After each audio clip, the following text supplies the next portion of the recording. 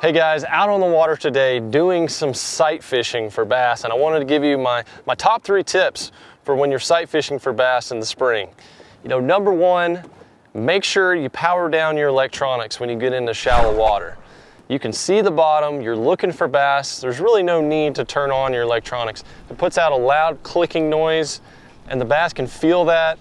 If you're on a pressured lake, it's really going to turn the bass off. It's a trigger for them to know that fishermen are in the area. Another thing added on to that is leave your trolling motor on a low speed, you know, that 20-30%, or even go to a push pull where you can pull yourself around.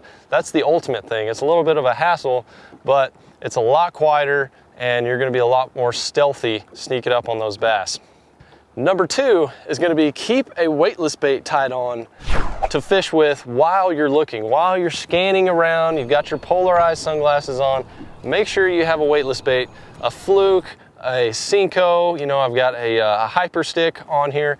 This is great to just cast around while you're actually looking, and you might end up catching a fish on that, or you might actually see something that you're not actually, you know, sure if it's a fish or not. You can cast it out there, give it a couple twitches, and see how whatever it is reacts to it. It might not be anything, but it might be a fish.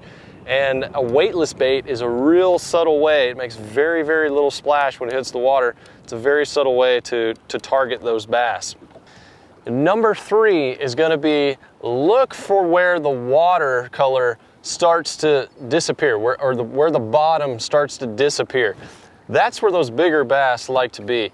A lot of small bass will move up, very obvious in the shallows, but the bigger bass know that they need to stay a little bit deeper, stay more concealed. They feel more comfortable spawning out there. So it's good if you see big bass up shallow, but a lot of times on most lakes, they'll be just where your eye starts to lose the bottom. So make sure you have a good pair of polarized lenses.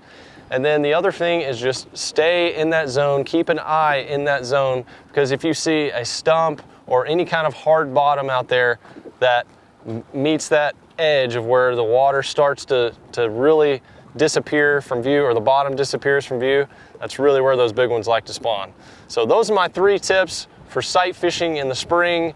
I hope this tip helps you guys, and I'll catch y'all later.